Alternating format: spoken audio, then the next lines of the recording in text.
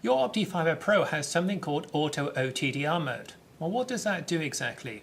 Well, what that's going to do is it's going to make sure that the measurement you get is the very best possible measurement. There is also a manual OTDR mode. So in this video, I'm going to talk about the differences between auto and manual OTDR mode. Let's do that now by running an example. So we'll run a test. Not going to save the last one.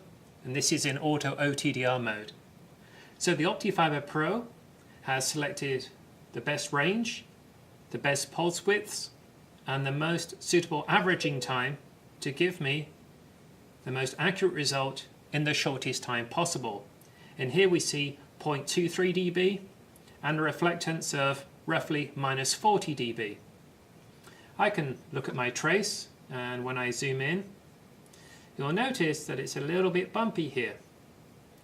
Now, there are some people who are going to go, well, that's a little bit too bumpy for me. I want to make that smoother. Well, the way that you would make it smoother is you would increase the test time. You would increase the number of averaging that's being done.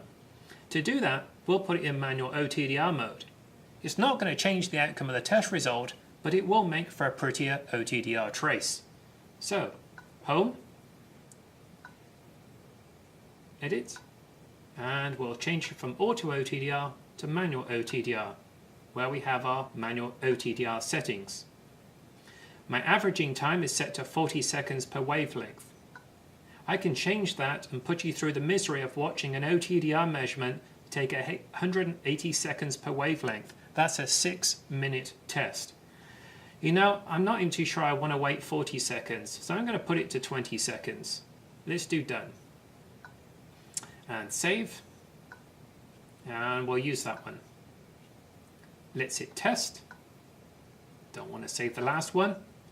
And now we'll run it in manual OTDR with that extra averaging time so we get a smoother trace. So instead of taking 12 seconds to do the test, it's now going to take 40 seconds. That's 20 seconds per wavelength.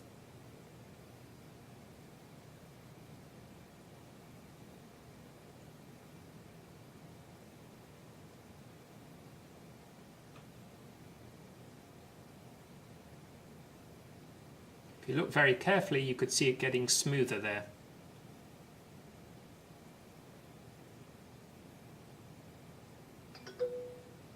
And indeed, if we zoom in again, our trace now is a lot smoother. There's a couple little bumps in there, but again, if we added extra time to the test, we could even make this look prettier. Well, what about our event map? That's still showing 0.23 dB.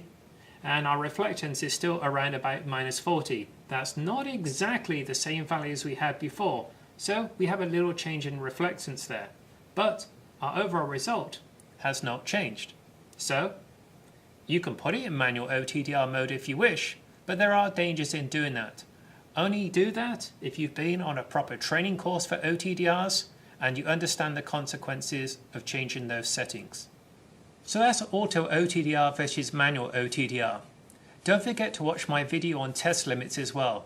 That's a very important video to watch, as that will affect the outcome of your test results.